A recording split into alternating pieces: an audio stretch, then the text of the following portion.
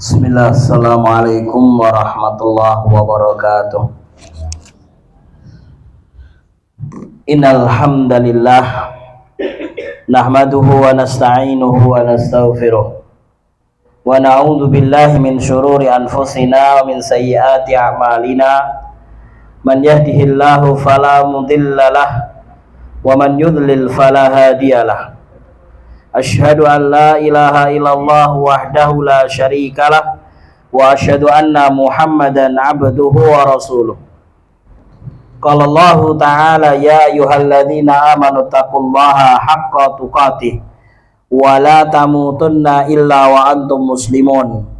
Wa qala ta'ala ya ayyuhan nasu taqu rabbakumul ladzi khalaqakum min nafsin wahidah wa khalaqa minha zawjaha wa batha minhuma rijalan katsiran wa nisaa wattaqullaha alladzi tasaaluna bihi wal arham innallaha kana 'alaikum raqiba.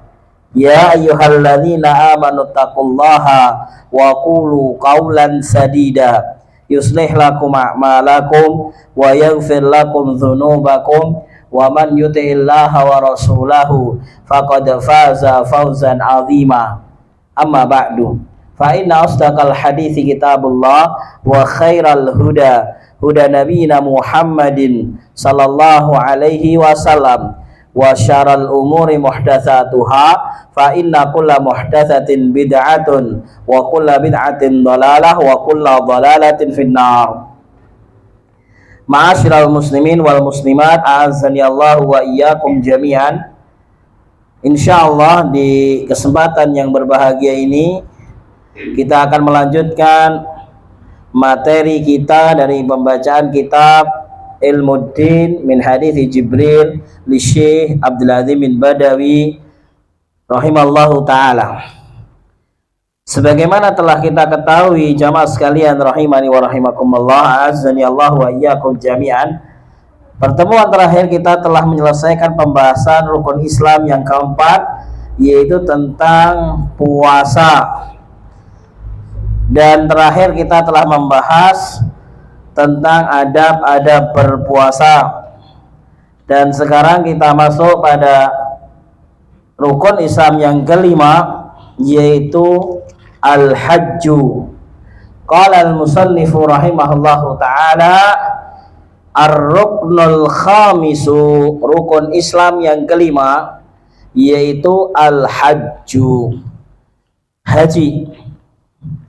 Ketika kita membahas rukun Islam yang kelima ini, maka seyogyanya dan seharusnya di dalam diri kita ada niatan bahwasanya kita semuanya ingin menyempurnakan rukun Islam yang harus kita tunaikan, yaitu menunaikan ibadah haji. Walaupun mungkin bayangan-bayangan yang ada di hadapan kita seakan-akan yo boga saged napa mboten antrine puluhan tahun, tetapi sebagai seorang muslim tetap dia harus meniatkan pada dirinya, insya Allah saya akan haji, insya Allah saya akan menunaikan haji. Ya, semoga Allah Subhanahu wa ta'ala memberikan kemampuan kepada kita semuanya. Allahumma amin. Kemudian beliau Syekh Abdul Azim membawakan firman Allah Subhanahu wa ta'ala. Qala al-musannifu rahimallahu ta'ala, qala ta'ala. Beliau mengutip sebuah ayat yang ada di dalam surat Al-Imran ayat 96 sampai 97 yang berbunyi, a'udzubillahi minasyaitonirrajim.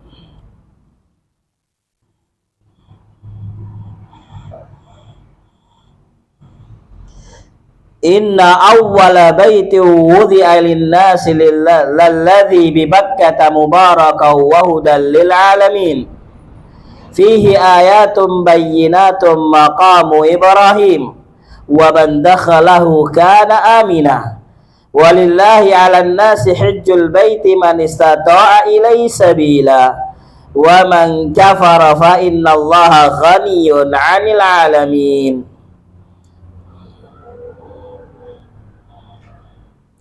yang mana artinya Al-Imran ayat 96, Allah Subhanahu wa taala mengatakan inna awwala baiti wudi'a lin-nas, sesungguhnya rumah yang pertama kali dibangun untuk manusia ialah Baitullah yang ada di Makkah, yaitu rumah Allah yang ada di Makkah. Makkah di sini mana? Makkah yang diberkahi dan menjadi petunjuk bagi seluruh alam. Mubaraka wa hudan lil alamin. Kemudian di ayat berikutnya Allah Subhanahu wa taala melanjutkan, fihi ayatum bayyinatum maqamu Ibrahim wa man dakhalahu kana aminah. Di sana di Baitullah Al-Haram di Mekah tersebut terdapat tanda-tanda yang jelas, fihi ayatum bayyinat. Terdapat ayat-ayat Allah Subhanahu wa taala, tanda-tanda kekuasaan Allah Subhanahu wa taala yang sangat jelas. Di antaranya maqam Ibrahim, ada maqam Ibrahim ya. Ketika dari sebagian kita yang sudah pernah ke sana baik menunaikan ibadah haji ataupun umrah, maka makom itu bukan seperti makom yang ada di Jawa. Mau kemana? Ke makom, ke makam lah. Makom di sini adalah tempat kedua kakinya Nabi Ibrahim alaihissalam tatkala mendirikan atau meninggikan bangunan Ka'bah tersebut. Kemudian kata Allah Subhanahu wa taala, wa man dakhalahu kana aminah. Barang siapa memasukinya, yaitu masuk pada Baitullah, maka dia adalah aman. Walillahi 'alan nasi hajjul baiti man istata'a ilaihi sabila. Dan di antara kewajiban manusia terhadap Allah, ini kata Allah Subhanahu wa taala, walillahi 'alan nasi, dan kewajiban manusia terhadap Allah di antaranya adalah hajjul baiti, menunaikan ibadah haji. Ya, man istata'a ilaihi sabila, yaitu bagi siapa yang mereka mempunyai kemampuan untuk mengadakan perjalanan ke sana. Wa man kafara, namun siapa yang ingkar, siapa yang kufur terhadap wajibnya ibadah haji ini, ya, innallaha fa innallaha ghaniyun 'anil 'alamin. Maka ketahuilah, pahamilah wahai manusia, sesungguhnya Allah Subhanahu wa taala Maha Kaya. Yang mana Allah Subhanahu wa taala tidak memerlukan sesuatu, tidak membutuhkan sesuatu dari seluruh alam ini. Jamaah sekalian rahimani wa rahimakumullah, azani Allahu wa iyyakum jami'an. Bahkan di sebuah hadis disebutkan, barang siapa atau apabila semua makhluk Allah Subhanahu wa taala, ya, daripada jin dan manusianya semua bersatu padu, ya, menjadi orang yang paling bertakwa kepada Allah Subhanahu wa taala, maka tidak akan menambah kemuliaan Allah Subhanahu wa taala, tidak menambah kemahatinggian Allah Subhanahu wa taala, tidak menambah kebesaran Allah Subhanahu wa taala. Ma zada fi mulkihi syai'a, tidak menjadikan Allah Subhanahu wa taala lebih tinggi, lebih berarti, lebih maha ketika semua manusia dan semua jin, yaitu dua makhluk yang mendapatkan kewajiban untuk beribadah kepada Allah Subhanahu wa taala minal jinnati wan nas, maka mazada fi mulki syai'a, tidak menambahkan sedikit pun dari kekuasaan Allah Subhanahu wa taala. Dan sebaliknya, sesungguhnya manusia semuanya, inna awwalakum wa akhirakum, manusia dari yang pertama sampai yang terakhir semuanya, baik dari golongan jin dan manusia dari yang pertama sampai terakhir, semuanya adalah menyekutukan Allah, semuanya ingkar kepada Allah, semuanya kufur kepada Allah. Mana qasa min dzalika min mulki syai'a kama ja'a fil hadis, maka tidak mengurangi sedikit pun kemahabesaran Allah Subhanahu wa taala, tidak mengurangi sedikit pun kekuasaan Allah Subhanahu wa taala. Karena sejatinya ibadah-ibadah yang kita lakukan ibadah-ibadah yang kita tunaikan, ibadah-ibadah yang kita kerjakan, itu adalah kebutuhan kita seorang hamba yang menginginkan kebahagiaan dunia dan akhirat. Karena semua kembalinya adalah kepada kita sendiri. Apabila kita menginginkan kebahagiaan dunia dan akhirat, maka kita perbaiki ibadah kita. Kita jaga amal kita jaga kewajiban yang harus ditunaikan. Bukan untuk Allah Subhanahu wa Ta'ala menjadikan kekuasaan Allah semakin tinggi, ataukah ketika kita ingkar, ketika kita kufur menjadikan kekuasaan Allah berkurang. Tidak sama sekali. Melainkan itu semuanya adalah kembali kepada kita sendiri. Kita ingin baik, ingin akhir yang baik, ingin akhirat yang baik, maka kita perhatikan ibadah kita sekarang. Dan tidak ada daya dan kekuatan kecuali milik Allah Subhanahu wa Ta'ala, wala haula wala quwata illa billah. Dan istiqomah itu berat, maka kita senantiasa minta tolong pada Allah Subhanahu wa Ta'ala agar Allah memberikan taufik kepada kita semuanya. Sungguh banyak ya jenis-jenis hukum-hukum yang kita tahu, yang kita sadar, kita faham akan kewajiban dan perintahnya, namun kita belum bisa menunaikannya. Atau sebaliknya, kita paham dan sadar ini dilarang, ini diharamkan, namun kita masih terjerumus di dalamnya karena kita belum mendapatkan taufik dari Allah Subhanahu wa Ta'ala. Maka kita berdoa dan berusaha memohon kepada Allah agar senantiasa Allah berikan taufik kepada kita semuanya, Allahumma. Kemudian qala al-musannifu rahimahullahu ta'ala, fal hajju ikhwatal Islam. Ibadah haji ini, saudara-saudaraku seiman dan seagama, kata beliau, ruknun min arkanil Islam. Dia adalah satu buah rukun dari rukun Islam yang ada. Wa faridhatun min faraidihi, dan dia merupakan kewajiban dari kewajiban yang ada dalam syariat Islam. Wa huwa wajibun, menunaikan ibadah haji hukumnya wajib, ala man tawaffarat fihi syurutul wujub, kepada siapa yang ada pada dirinya tercakup syarat-syarat yang menjadikan dia wajib menunaikannya. Sebagaimana Allah Subhanahu wa Ta'ala tadi berfirman, ya, Allah mewajibkan, tapi di sana ada syarat yang menjadikan seorang itu wajib.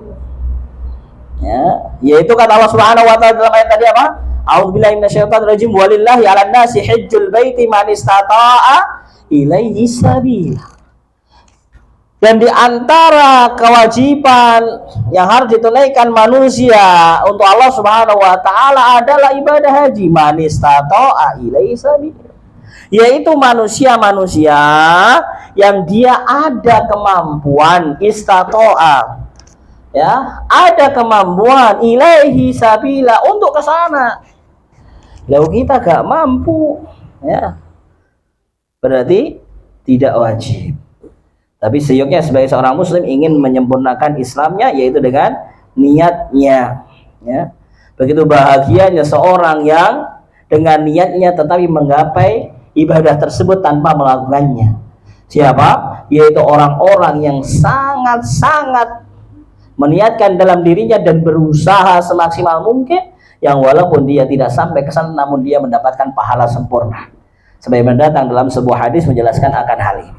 Kita sudah niat, sudah tandanya niat apa kalau haji? Nabung, ada tabungan, ya, sudah berusaha nabung, tapi sudah nggak dipanggil-panggil, ya, sudah dapat pahalanya insya Allah.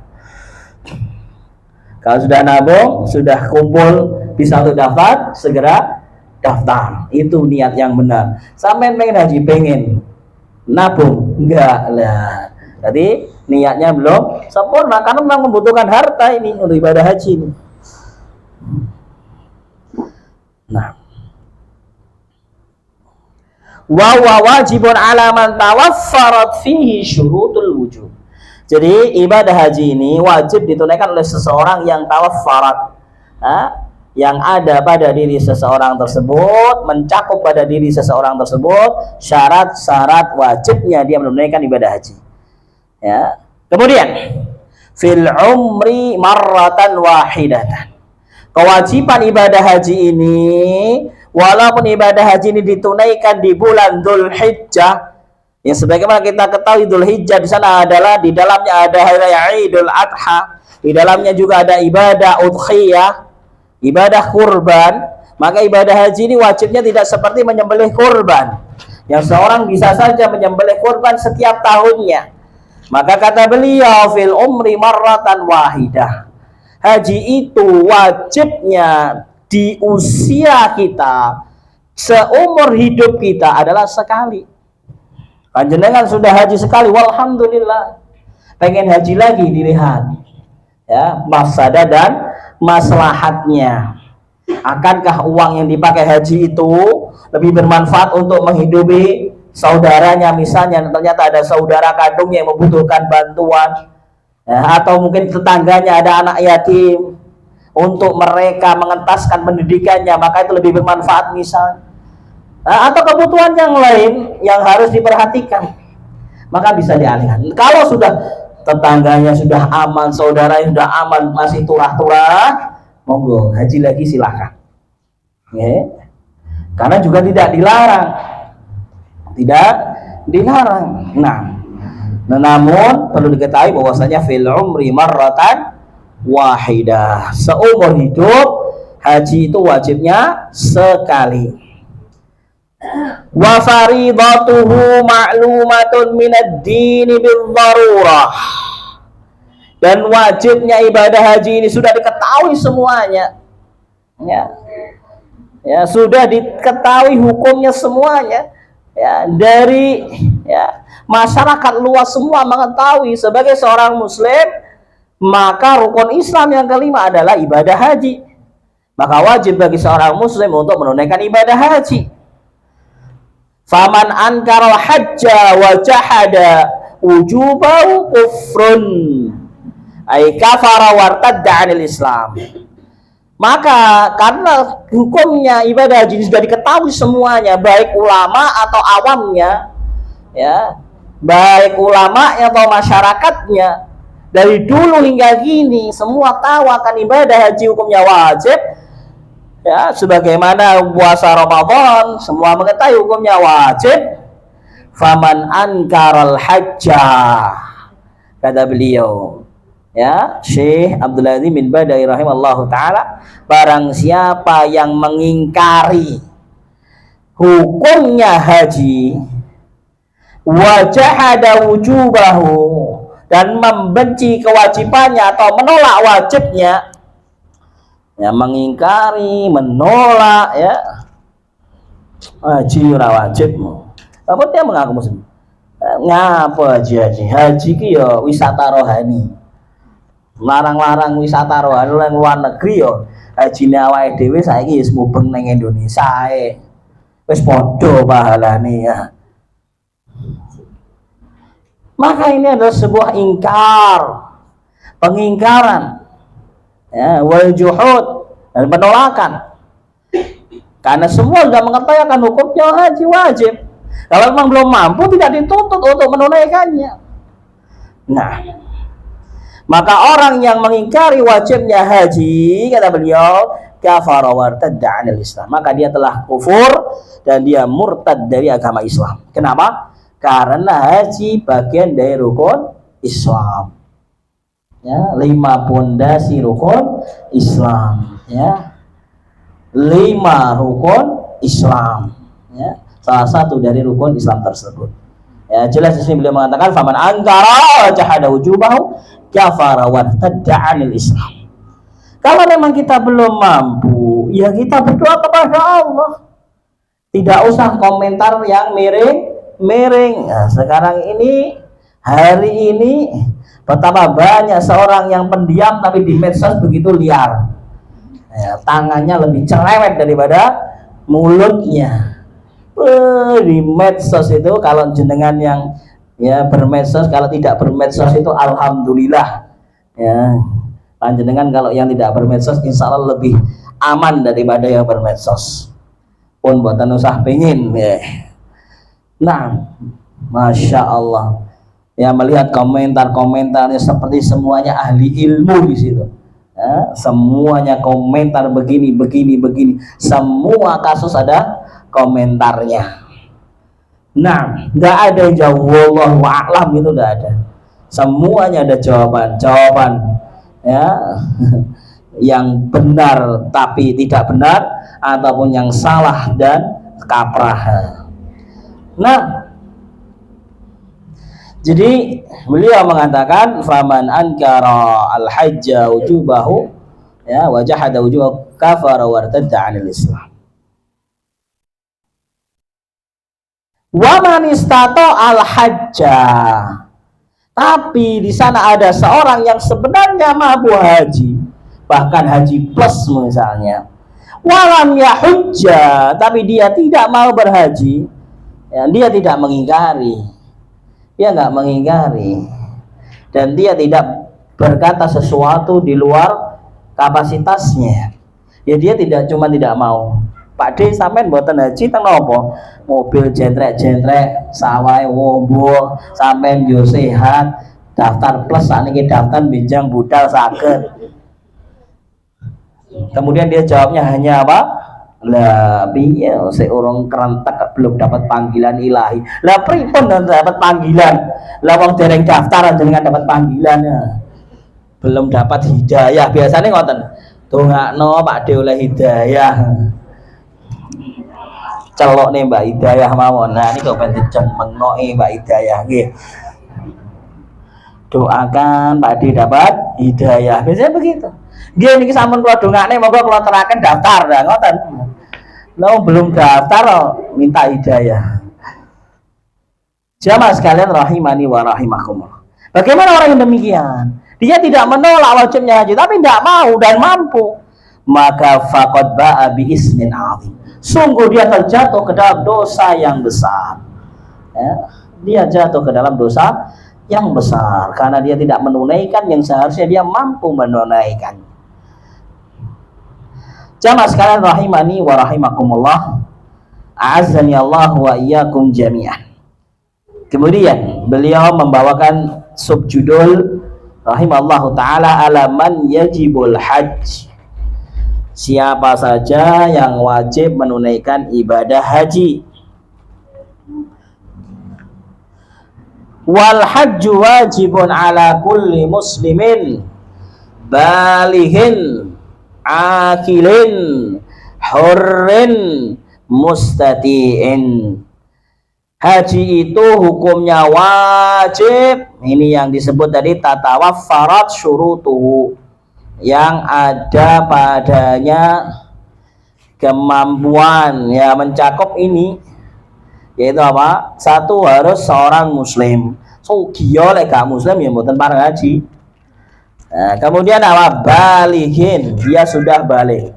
Bagaimana seorang haji yang mengajak putra-putrinya yang masih balita ibadah haji? Maka boleh-boleh saja, namun bagi dia seorang balita tersebut tidak menggugurkan kewajibannya menunaikan ibadah haji. Aku pas cilianku, pas sugi-sugi bapakku tahu tidak haji Ustaz. Wes sah apa? Sah hajinya. Tetapi menjadi penggugur kewajiban sekali seumur hidup belum. Ya, belum, karena dia ketika itu belum balik. Ya, karena ibadah kita lakukan dihitung menjadi ibadah milik kita manakala ketika kita sudah balik. Akilin, ya, sadar, waras, berakal. Ya, sadar, waras, berakal. Nah, jadi kalau memang ya kurang sehat, ya kurang sehat dalam artian 97% misalnya, ya tidak wajib. Hurrin, dia adalah seorang merdeka. Ya, muslim, balik, akil, hurrin, merdeka. Ya, merdeka.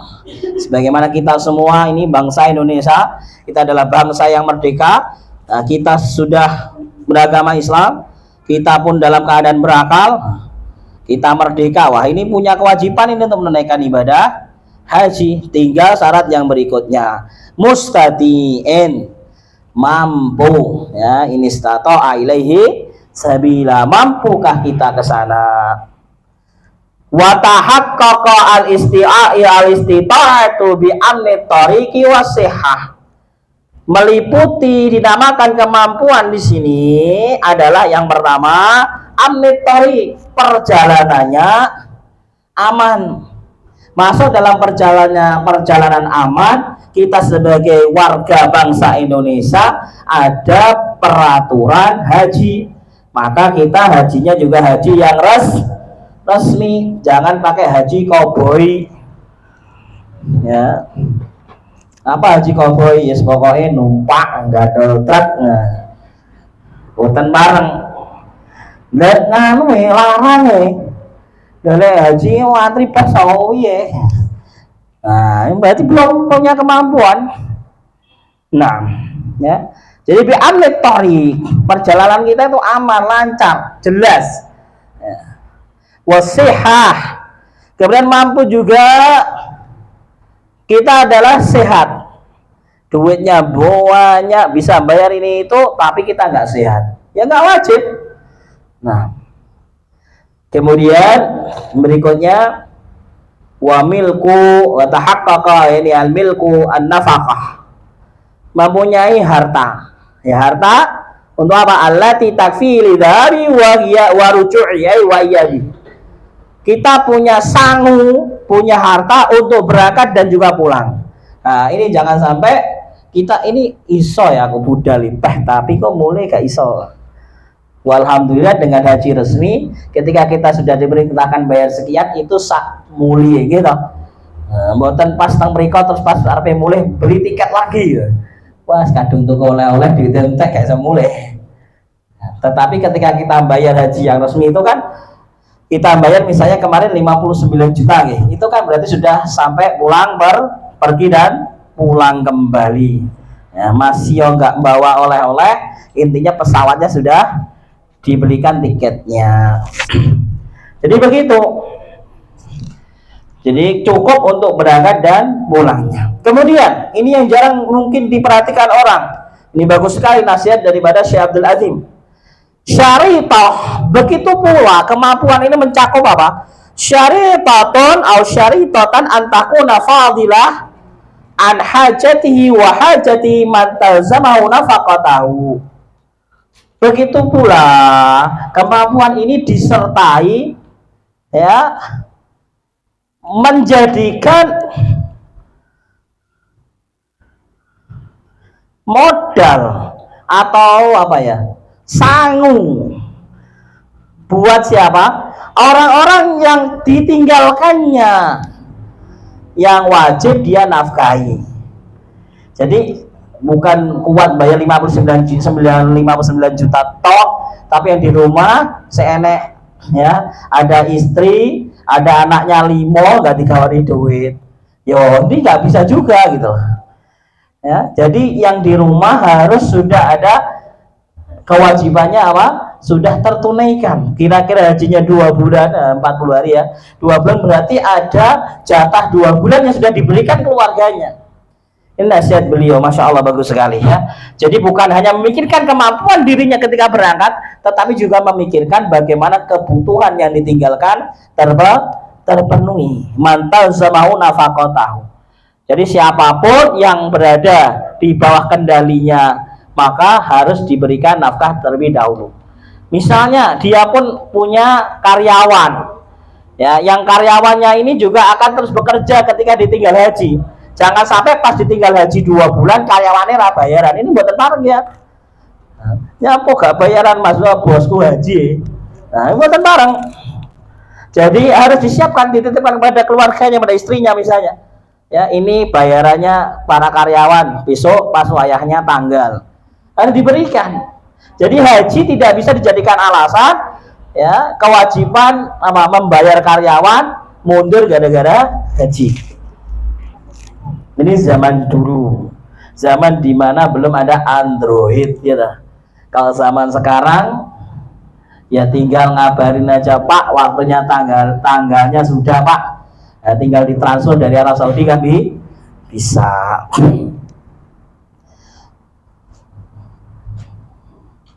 Wa yustaratu fi haqqil mar'ah, Dan disyaratkan pula syarat tambahan untuk seorang wanita yang ingin menunaikan haji. Ya, panjenengan sedaya niki. Nggih to dibalik tabir semua wanita loh. Kalau ada yang laki-laki salah tempat ya. Ini nasihat siapa kemarin? Satu saat kita saudara senior ya, kalau kajian ahwal, kajian khusus diharapkan yang biasa bernikah di dalam majelis dibuka nikopnya, okay? Jangan sampai ada yang keliru. Ya, ini juga diperhatikan. Karena beberapa tahun yang lalu kan pernah kasus yang di Malang itu, ya, pernah milang, ya, wawat gede dhuwur tibae lanang, ya, jangan sampai terjadi. Jadi di dalam majelis panjenengan bernikop di luar, di majelis jenengan ahwat sedaya tetap dibuka nikopnya, ya, saling mengenal satu dengan yang lainnya. Tambahan buat haji bagi wanita, wa yustaratu fi haqqil mar'ah an yashabaha zaujun, harus disertai suami, yang punya suami. Nah, yang tidak ada suami atau suaminya nggak bisa, au mahramun, atau disertai mahramnya. Jadi tidak sendirian. Kenapa demikian? Berarti lek nabungku lah ya muda double Ustaz, lah piye? Jenengan pengen haji ya harus double. Kalau mbak-mbak yang belum menikah ya niat ngejak bapaknya, mau ngejak masnya, mau ngejak adiknya, kan begitu. Ya, kalau sudah menikah ya sama suaminya. Ya celengannya loro gitu kan, lebih 10.000 kanan 10.000 kiri 10.000 kan ngoten. Nah, harus berdua kok. Lain mboten nggih, lha pripun? Dalilnya apa? Fa'ani bin Abbas radhiyallahu anhu maqal. Dari sahabat Abdullah ibnu Abbas radhiyallahu anhu qala, beliau berkata, sami'tu Rasulullah sallallahu alaihi wasallam yaqul, ya, aku telah mendengar bahwasanya Rasulullah sallallahu alaihi wasallam bersabda,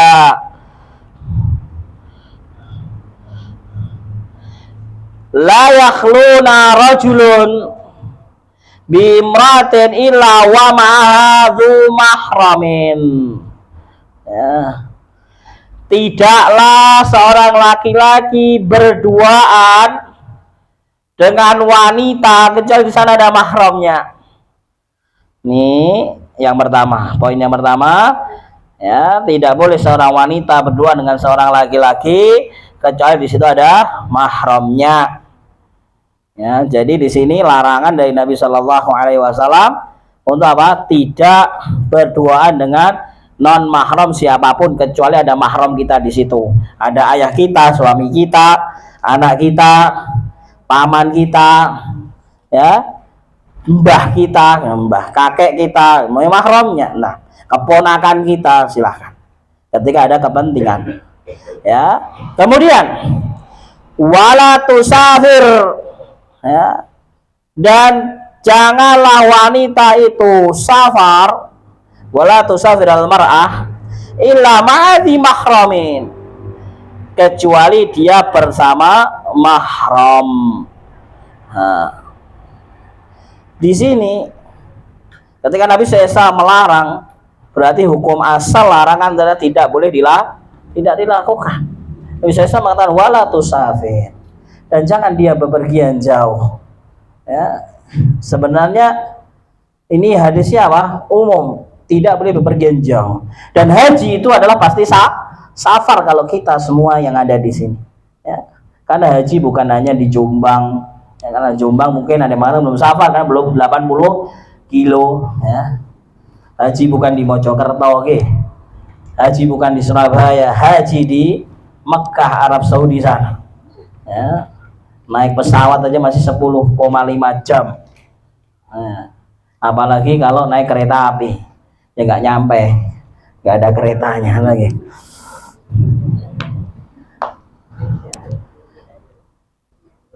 Jamaah sekalian rahimani wa rahimakumullah.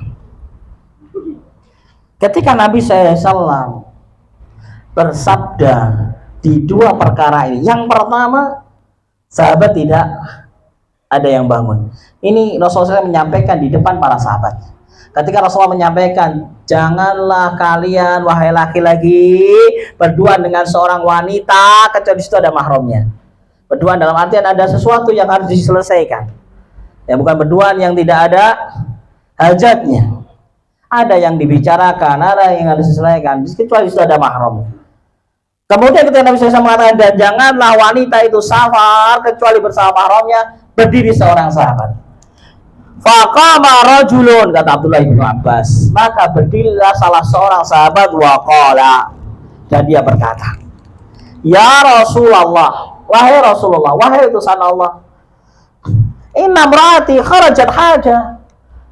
Loh, bojoku wis kadung budal haji wahai Nabi.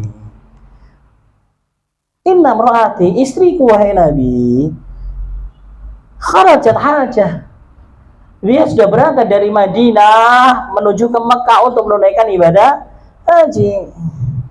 Wa inni iktatabtu fi ghazwati kadza wa kadza. Aku nggak ikut, bukan nggak mau ngikutin, bukan nggak mau menemani, tapi iktatabtu, aku sudah terdaftar menjadi pasukan di perang ini dan perang ini. Nah, kita tidak berangkat, kita juga mau ikut perang. Ini dia pasukan loh. Ya, pasukan Rasulullah Shallallahu Alaihi Wasallam, ya, siap berperang sehingga istrinya menunaikan haji sendirian, bukan ya suaminya di kebun kurma misalnya, saya bertani waktunya panen wahai Nabi, bukan, tapi terdaftar sebagai pasukan. Apa kata Nabi SAW? Faqala indalik fahujja ma'a imra'ati. Ya, batalkan jadi pasukan, intalik. Ya, mundur dari pasukan, intalik, kau pergi itu susulan bojomu. Ya, intalik fahujja ma'a imra'ati. Ya, batalkan jadi pasukan dan susullah istrimu. Ya, agar apa? Hajinya tidak rusak. Yaitu apa? Disertai mahram atau disertai suami. Kalau nggak suami ya mahram. Ini terusan daripada perintah Nabi SAW, tidaklah seorang wanita menunaikan safar kecuali bersama mahram. Dan di sini sebagai seorang suami yang walaupun dia sudah terdaftar menjadi bagian pasukan yang siap bertempur, tetap disuruh mundur dan diperintahkan untuk menyusul dan menemani istrinya untuk menunaikan haji. Bukan menyusul, ya wes susulan bojomu cak mulai kue melu perang. Bukan, hajinya suruh melanjutkan karena istrinya pengen haji. Susulan bojomu wa hujja ma'imrat, kemudian tunaikan ibadah haji bersama istrimu. Hadis diriwayatkan Imam Bukhari dan Imam Muslim. Dari siapa tadi? Abdullah ibnu Abbas radhiyallahu anhuma.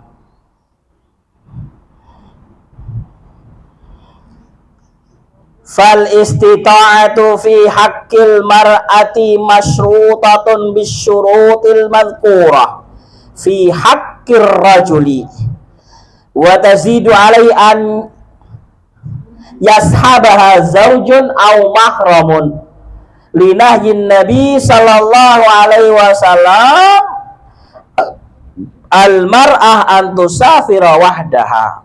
Maka kemampuan bagi wanita bukan hanya kemampuan perjalanan, bukan hanya kemampuan amannya perjalanan dan sehatnya dan cukupnya harta, bukan, tetapi ada tambahan sebagaimana dalam hadis tersebut, yaitu apa? Al-masyrutah bisyuru' al-madhkurah, yaitu syarat yang disebutkan dalam hadis Abdullah bin Abbas tadi, fi haqqir rajuli, dalam haknya seorang laki-laki atau haknya seorang suami, yaitu apa? Wa tazidu alaihi, dan beliau menambahkan untuk apa di situ suaminya, an yashabaha, untuk menyertainya, untuk menemaninya, ya, seorang istri menunaikan ibadah haji bersama suami au mahram atau mahramnya. Kenapa demikian? Linahyin Nabi, karena larangan Nabi SAW berkenaan wanita yang berpergian sendirian. Berpergian dalam tanda kutip safar. Panjenengan ke pasar sendirian nggih boleh. Apalagi mek tumbas brambang teng toko sebelah nggih boleh. Nggih, yang nggak boleh adalah safar, bepergian jauh.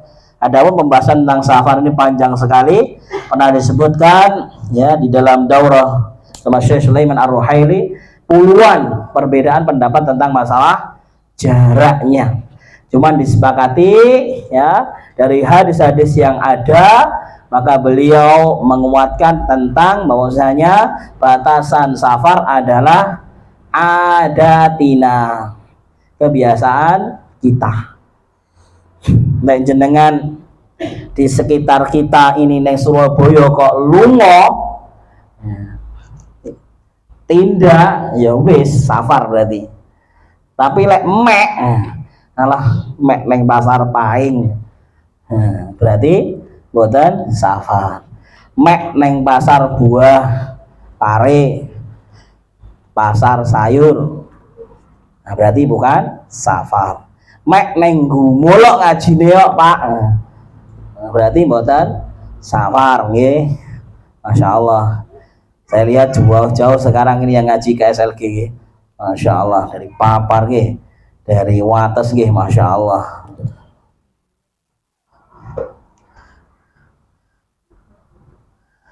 Mungkin loh nggih. Masya Allah, saya melihat ini cikal bakal pondok pesantren akhwat di SLG ini, insya Allah.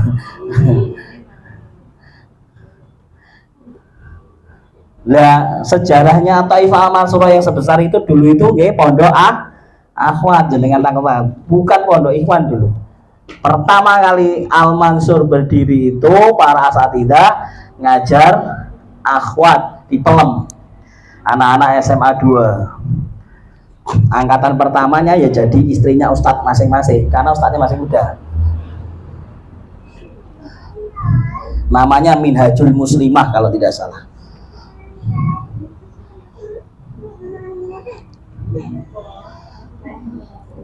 Jamaah sekalian rahimani wa rahimakumullah, azani Allah wa iyyakum jami'an. Wal mahram, adapun pengertian mahram ya, kalau pengertian suami kan boten perlu dijabarkan ya. Makanya salah saya tidak dijabarkan. Suami adalah ya punyaku, punyaku ya punyamu ya punyaku kan begitu. Itu suami. Adapun mahram, ikhwatal Islam, wal mahram huwa man yahrum alaihi nikahun hadil mar'ah abadan. Seorang yang tidak boleh menikahi wanita tersebut selamanya. Ya, jadi mahram mu'abbad kal ab seperti ayah, wal ibnu anak, wal akhu saudara laki-laki, wa benul akh saudara anak saudara laki-laki, wa benul anak saudara perempuan atau keponakan, wa nahwihim dan semisalnya atau dan selainnya yang kita ketahui. Nah, jadi boleh kita tidak haji dengan suami, tetapi dengan mahram, dengan ayah, ya, dengan anak laki-laki, ya, dengan saudara laki-laki, dengan anak keponakan laki-laki. Nah, jadi di sini kenapa Syekh Abdul Adim menyebutkan laki-laki semua? Bapak, anak laki-laki, saudara laki-laki, anak laki-laki dari saudara laki-laki, anak laki-laki dari saudara perempuan. Kenapa disebutkan laki-laki semua? Karena kembali kepada pengertian mahram sebagai pengganti suami tadi itu. Ya. Bagaimana kalau jenengan anak hajinya sama ibu? Lah ya podo wedoe masuk kepada hukum asal nanti apa, la tusafir al mar'a illa ma'a dzi mahramin. Nah, aku sama anak wedok ya podo wae nanti, sama keponakan wedok podo wae nanti. Nah, jadi yang memahromi kita adalah yang laki-laki. bapak, anak, saudara, keponakan yang laki-laki.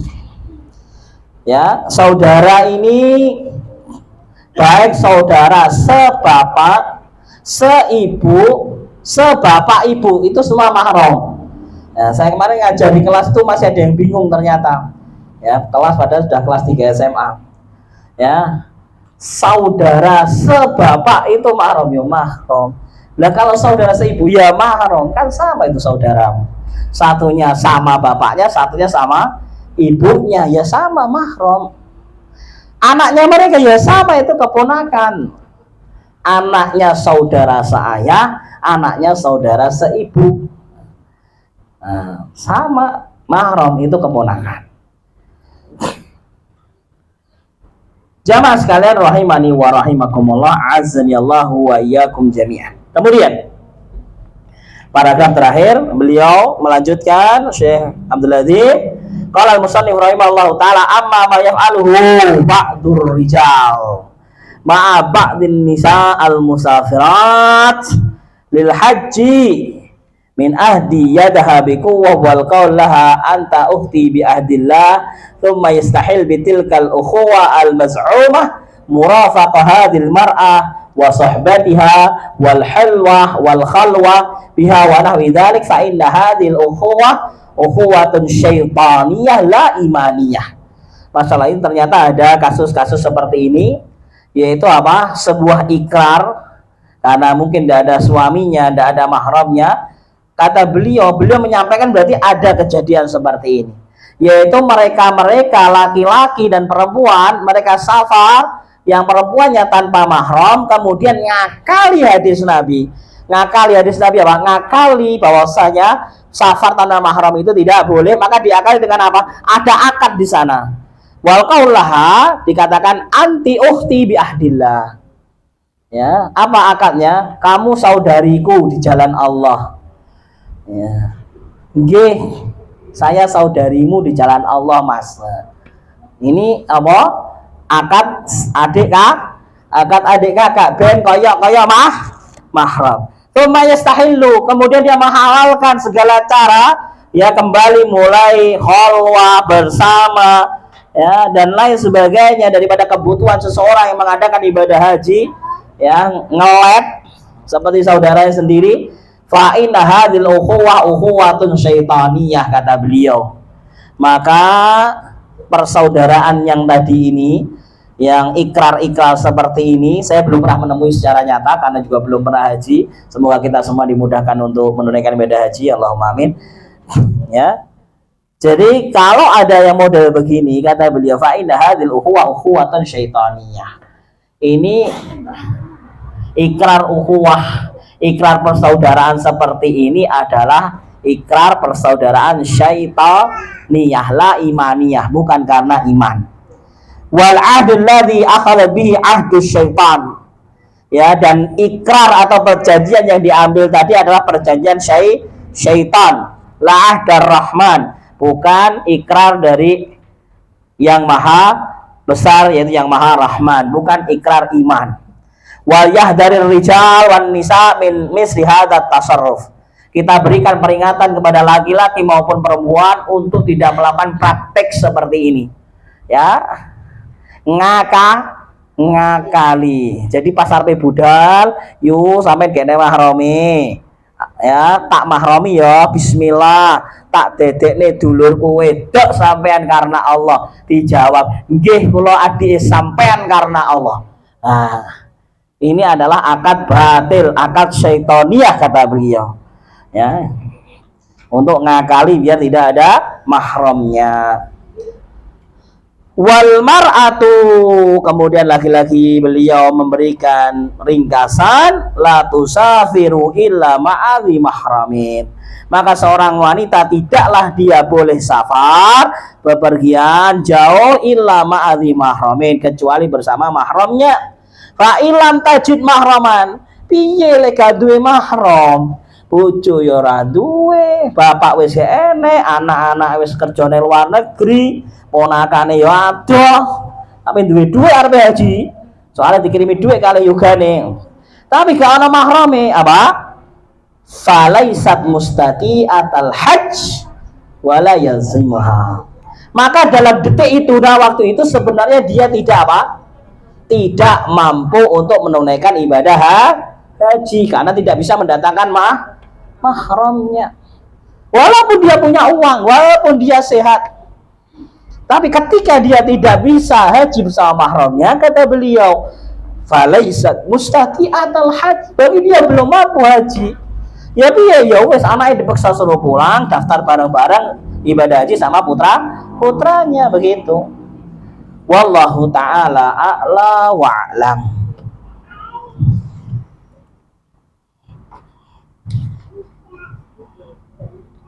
Satu poin lagi kita baca, fadlul haji. Keutamaan menunaikan ibadah haji. Ikhwatal iman, qala musannif rahimahullahu ta'ala. Saudara-saudara seiman dan seagama, laqad kana Rasulullah SAW yarghabu fil haji wa yahutsu alaihi. Sungguh Rasulullah sallallahu alaihi wasallam senantiasa memotivasi orang beriman ya agar mereka mau menunaikan ibadah haji, wa yahutsu alaihi, dan mendorong terus yang belum haji, yang belum haji, wanita yang ada mahramnya, suaminya nemani.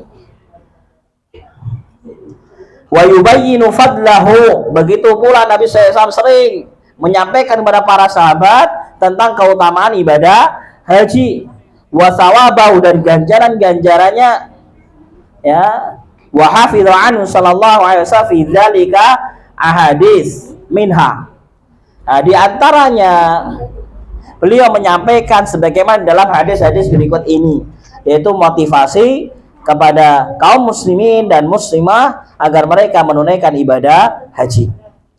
Yang pertama, qauluhu sallallahu alaihi wasallam, hadis Nabi sallallahu alaihi wasallam yang mana beliau bersabda, man hajja lillahi azza wa jalla falam yarfuth walam yasuk raja'a ka yaumi waladati ummihi aw raja'a ka yaumi waladathu ummuhu aw kama qala Rasul SAW.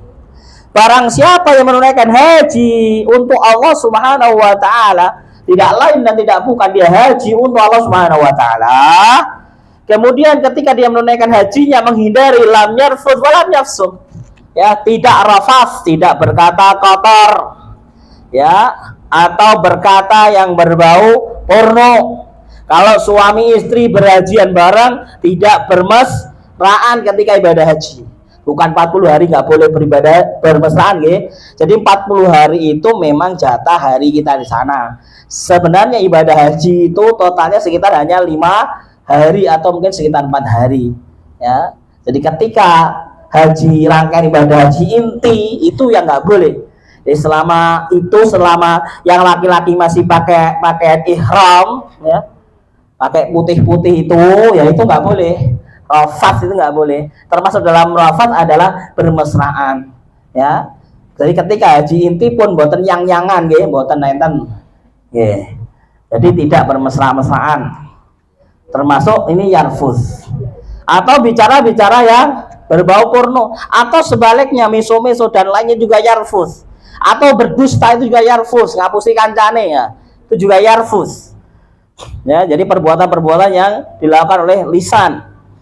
Walam yasuk, dan dia tidak berbuat fasik, ya, perbuatan-perbuatan yang berbau dosa, ya, halal yang berbau dosa, mencuri misalnya, ya, gosok misalnya, haji tapi nyekel HP, ya, posting hoak, nah ini juga termasuk yafsuk. Orang yang di sana tapi masih kekuatannya bertebaran di mana-mana, ya.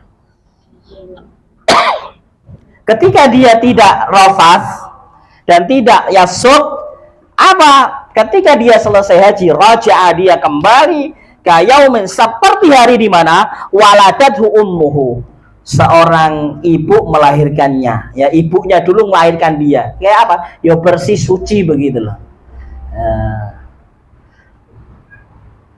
Kemudian hadis yang berikutnya, Wa qaulu sallallahu alaihi wasallam al umratu ilal umrati kaffaratun lima bainahuma. Wal hajjul mabrur laisa lahu jazaa ilal jannah.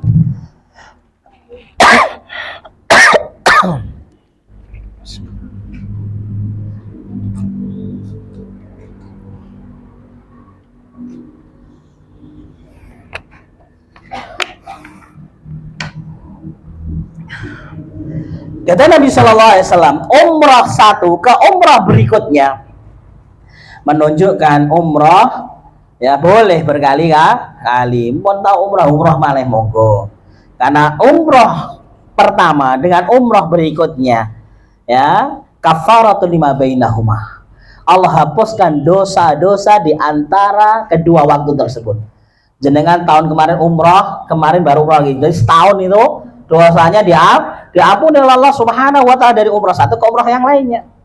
Nah, dosa kita sekarang gimana? Ya, nanti sampai umrah tahun depan, maka antara umrah kedua dengan ketiga diampuni oleh Allah Subhanahu wa taala. Masya Allah, ini kenikmatan bagi mereka yang mampu untuk umrah. Maka mereka-mereka yang diberikan kemampuan untuk umrah, maka banyak-banyak bersyukur. Di saat yang lainnya belum mampu untuk umrah. Wes umrah tiba kurang mek 9 dino, mek 12 dino, mek 16 dino, mek 20 dino, mek. Nah, memang kenyataannya kalau kita sudah pernah ke sana justru rindu itu semakin besar. Jangan tanya ya ke samping kanan samping kiri yang sudah pernah umrah. Kita rindu, yang belum pernah umrah itu rindu, ya Allah aku pengen lihat Ka'bah ya. Biasa gampang hilang. Tetapi yang sudah kita pernah ke sana justru apa? Ketika lihat di beranda itu lewat tentang orang umrah, ya Allah, kita ingat kemarin kita di situ. Ya, kita ingat kemarin kita jalan dari hotel ke sini. Kita ingat sesaknya ketika tawaf. Sesaknya ketika rebutan sholat 5 waktu. Lo sholat 5 waktu nih lho, rebutan gitu. Masalah teng mriki masih komat tetap sop pertama gitu. Laki-laki ini. Ya, di Mekah di Masjidil Haram, jangan kan komat sudah azan, itu ditutup jalan menuju masjid. Ya, dapatnya di jalan itu sholatnya. Ya, Masya Allah. Begitu aura ibadah kaum muslimin di sana, terlepas dari parsannya mereka juga ya kurang lebih sama dengan kaum muslimin pada umumnya. Tapi ketika datang waktu sholat, Masya Allah, kita bisa melihat bagaimana di sana mereka berbondong-bondong datang ke masjid untuk menunaikan sholat 5 waktu. Al-umrah ilal umrah kafarat lima bainahuma. Umrah pertama dengan berikutnya itu adalah penghapus di antara keduanya. Allah berikan ya penghapusan dosa untuk orang-orang yang umrah ke umrah berikutnya. Kemudian wal hajjul mabrur. Di sini Allah Subhanahu wa taala mengatakan wal hajjul mabrur, bukan wal hajju ilal haji. Karena apa? Kewajiban haji seumur hidup cuma sekali. Wal hajjul mabrur, dan haji mabrur ya laisa lahu jazaun illal jannah. Tidak ada balasan bagi orang yang menunaikan haji mabrur, balasannya kecuali surga. Masya Allah. Terakhir, wa qauluhu sallallahu alaihi wasallam, tabi'u bainal haji wal umrah fa innahuma yanfiyanil faqr wadh dhunub kama yanfil kir khabathal hadid. Ya. Tabi'u bainal haji wal umrah. Tunaikanlah haji dan umrah selagi mampu. Kadang-kadang ya kita ada uang ya minimal untuk umrah lah. Hari ini umrah loh 30 juta. Ada uang 30 juta. Tapi setelah mobilnya waya ganti. Pun punya mobil. Sudah punya mobil udah bagus. Kayaknya mau datangkan yang terbaru. Umrahnya besok-besok aja lah. Sebenarnya untuk umrah sudah ada. Nah, maka Nabi SAW fa'innahu ma yanfiyanil faqr wad dhunub. Ya. Jadi Nabi SAW memperjanjikan kepada orang yang menunaikan ibadah umrah ataupun haji, jangan takut fakir. Jangan takut fakir. Padahal kalimat fakir itu lebih miskin daripada orang miskin. Maksudnya apa? Ketika kita mengeluarkan harta untuk ibadah yang kita boleh ngomong ya kan? Karena ketika tawaf kita boleh ngobrol sama sebelahnya. Boleh doa, bukan ngobrol nggak penting ya, mungkin ya kita ngomong boleh. sa'i, bahkan boleh jalan-jalan. Bahkan di dalam umrah dan sa'i itu bagi laki-laki ada namanya romel. Apa romel? Lari-lari, ibadah kok lari-lari ya. Ada namanya romel ya, untuk tawaf 3 putaran pertama. Bagi yang kuat lari-lari. Walaupun saya nggak lari, nggak kuat. Tapi ketika sa'i masih kuat. Sa'i itu ada di titik di lampu hijau itu, di situ yang laki-laki romel. Ya. Itu sekitar 40 meter, 40 meter itu romel. Ya, kita jalan melewati lampu hijau, kita romel yang laki-laki. Nah, alhamdulillah bisa yang di situ. Nah, kata beliau, kata Nabi SAW, ini penyemangat bagi kita. Jadi apa? Jangan takut umrah, jangan takut haji, apa? Bahwasanya umrah dan haji tidak membuat miskin seseorang. Nah, ini ya. Kata Nabi SAW apa? Fa innahu yanfi'anil faqr wad dzunub. Karena ibadah umrah dan haji itu menghapuskan, meniadakan, menghilangkan kefakiran seseorang. Ya, kefakiran seseorang, wadzunub, dan menghilangkan dosa. Kamayan filki khabatsal hadid.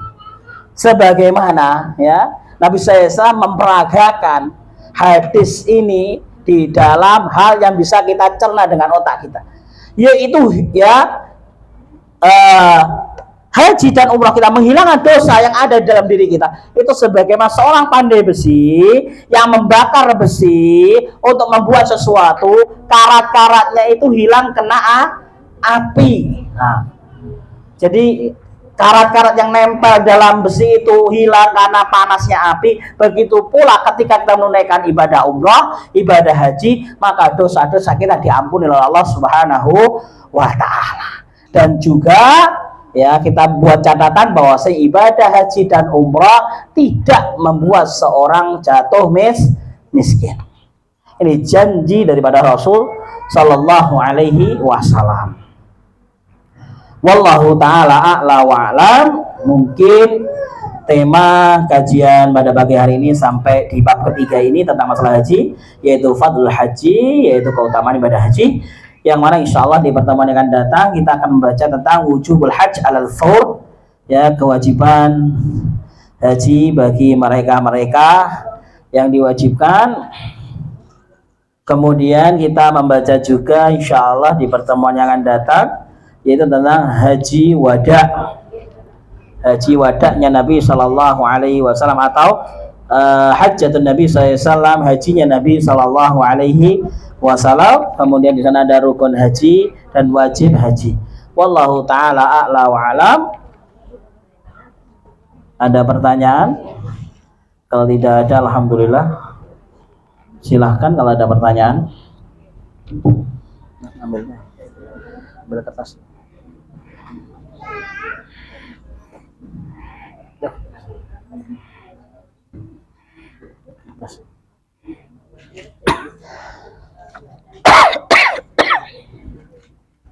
Ambilkan kertas. Itu minum, ambil. Itu minum.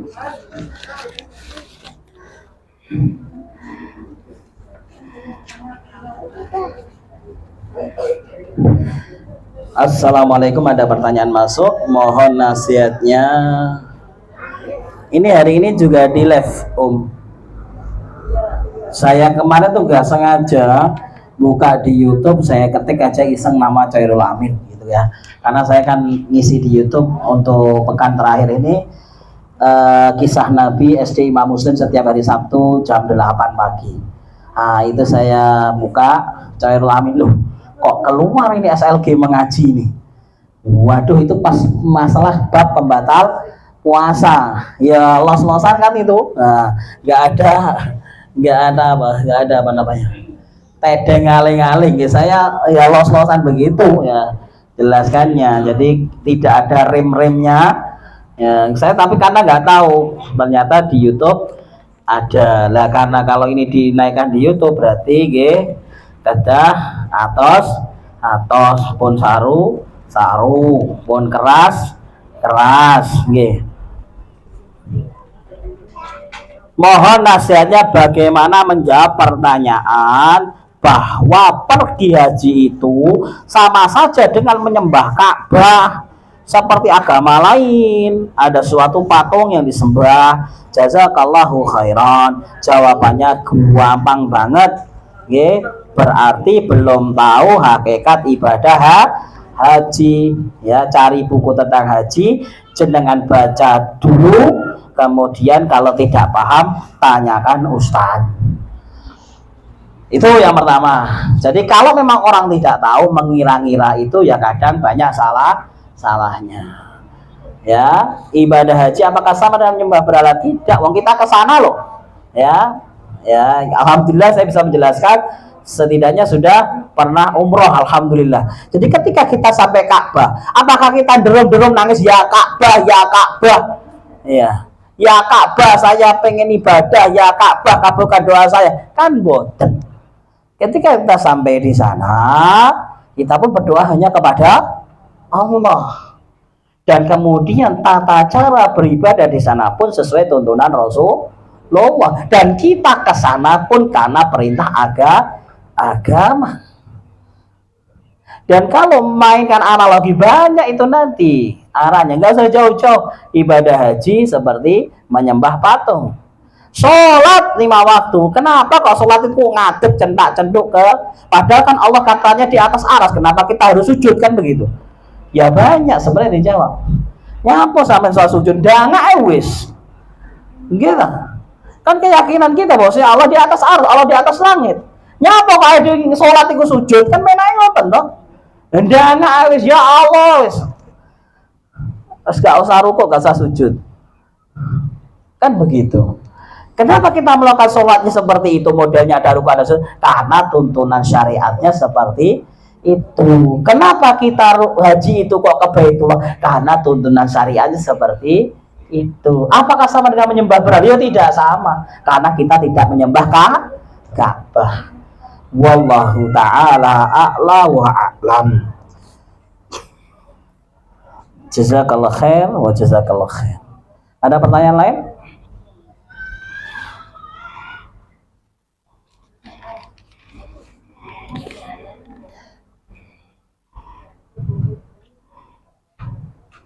Afwan Ustaz mau bertanya, nggih monggo, pengen bagaimana semisal ada istri yang ikut umroh tapi suami sudah meninggal rahimahullah, sementara biayanya hanya cukup untuk 1 orang, tapi istri tersebut ikut umroh dengan rombongan majelis taklim, bagaimana sebaiknya yang harus dilakukan?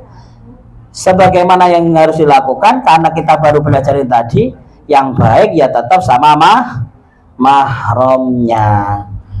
Wallahu a'lam. Walaupun jenengan bisa kok umroh itu. Kalau ditanya bisa, apalagi peraturan negara Arab Saudi sekarang sudah membolehkan ya wanita di atas 50 tahun kalau tidak salah itu berangkat tanpa mahram. Arab Saudi sudah mengeluarkan ya peraturan di atas 50 tahun tanpa mahram. Berarti sama Arab Saudi 50 tahun ke atas sudah dianggap nenek kan begitu. Kita bukan masalah mengikuti Arab Saudi, tetapi kita baca hadis-hadis ini tadi, sungguh alangkah baik dan indahnya ketika kita bisa mengikuti ibadah dengan tuntunan Nabi Shallallahu Alaihi Wasallam. Nasihatnya Syekh Abdul Hadim tadi bagaimana? Ketika seorang wanita ada kemampuan sehatnya, hartanya untuk menunaikan haji, tapi belum bisa mendatangkan mahram, maka di waktu tersebut berarti dia dianggap tidak mampu. Kalau tidak mampu wajib napa mboten? Mboten. Apalagi umroh yang statusnya di bawah haji. Walaupun ada pendapat bahwa umroh dan haji itu sama-sama wajib ya. Ada pendapat yang mengatakan bahwa umroh dan haji sama-sama wajib. Wallahu taala a'la wa a'lam.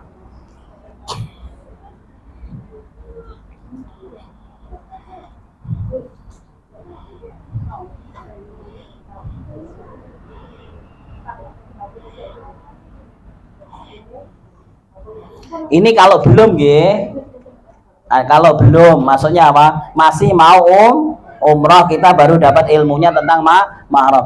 Tapi kalau bagaimana sudah terjadi, ya banyak istighfar, semoga Allah menerima umroh kita ya. Dulu saya sudah umroh Ustaz, tapi waktu itu 1 belum mengerti, yang kedua ya memang uangnya cukup 1, sehingga saya umrah sendiri tanpa suami. Nah, bagaimana hukum umrah ini? Semoga sah, insya Allah sah, semoga dapat pahala dan kita banyak istighfar. Kalau Allah menganggap itu sebuah dosa, maka kita banyak-banyak bertaubat kepada Allah. Nah, itu kalau sudah terjadi. Kalau belum terjadi, maka selama kita bisa milih yang baik, kenapa tidak gitu. Wallahu a'lam.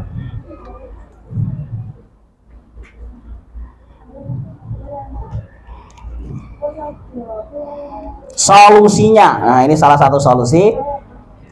Saya pengen umrah, suami tidak ada. Di sini tadi disebutkan bersama dengan majelis taklim. Solusinya, panjenengan datang ke kantor travel umroh yang di dalamnya ada para asatidzah atau para ustadz yang membimbing umroh sesuai sunnah. Sampaikan, terus pun di ustadz saya daftar tapi tanpa mahram atau bagaimana, atau ada nasihatnya. Nanti insya Allah di sana akan dijawab dengan panjang lebar dan mendapatkan solusi yang terbaik. Wallahu a'lam. Pertanyaan terakhir, kalau masih ada waktu 15 menit. Cekap nggih? Atau mau bertanya secara langsung silahkan.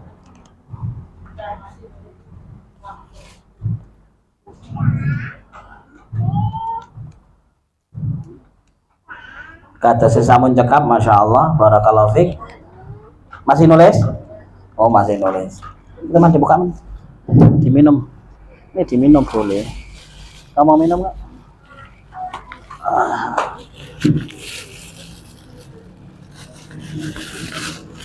Apa? Strawberry, semangka.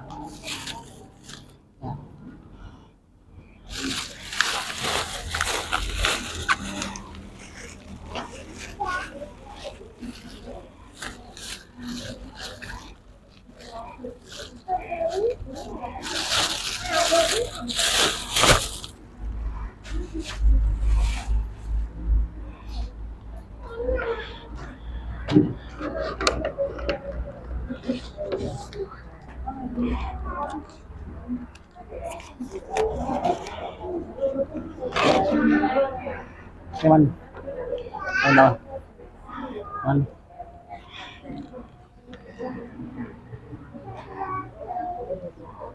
Enak, seger.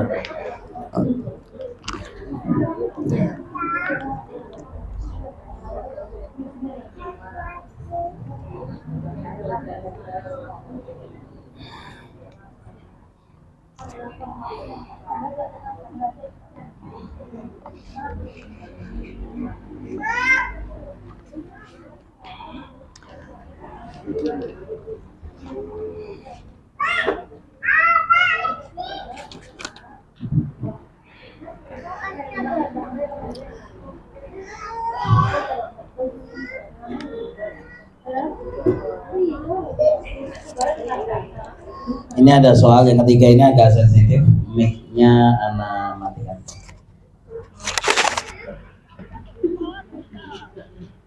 Ustaz, mulai ada wisata halo di Indonesia, bisa ke masjid-masjid yang begitu maupunnya. halo Di sebuah hadis yang lain disebutkan la tusyaddur rihal illa fi thalathati masajid kama qala Rasulullah SAW. Tidaklah seorang itu bersusah payah ya untuk mengunjungi sesuatu ibadah. Ini bukan kunjungan kerja ya. Jadi tidaklah seorang berpergian untuk ibadah secara bersusah payah kecuali ketiga masjid, yaitu Masjidil Haram di Mekah, Masjid Nabawi yang ada di Madinah, dan Masjidil Aqsa yang ada di Palestina. Dari hadis tersebut ya, kalau memang tujuannya hanya itu semata ya, khawatir masuk ke dalam hadis ini, maka dihindari. Kalau tujuannya hanya itu. Tapi kalau tujuannya sampai misalnya ya rihlah atau rekreasi anak SMP atau anak SD ke kolam renang di desa sana, kemudian agenda kedua mampir sholat zuhur di masjid tersebut. Maka ini insya Allah tidak mengapa karena bukan tujuan utama. Wallahu ta'ala. Kalau jadi tujuan utama apalagi safar, ya nanti ditakutkan masuk ke dalam hadis daripada larangan Nabi SAW. Tidak boleh seorang bersusah di dalam masalah ibadah, bepergian atau ibadah kecuali ketika masjid Masjidil Haram, Masjid Nabawi dan Masjidil Aqsa. Wallahu a'lam. Ya semoga di dekat sini ada masjid yang bagus seperti masjid yang di kota-kota tersebut sehingga kita ke situ tidak perlu susah payah gitu. Yes.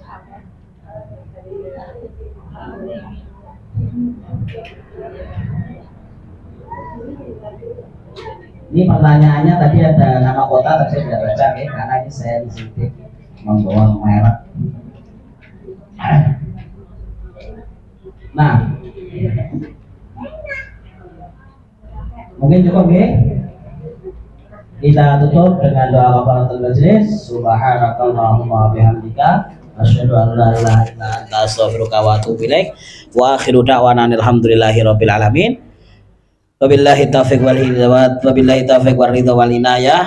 Idza asabtu fa hadza min Allah wa idza akhtatu fa hadza min jahli min syaitan. Aqulu qawli hadza wa akhiru da'wana alhamdulillahirabbil alamin. Wassalamualaikum warahmatullahi wabarakatuh.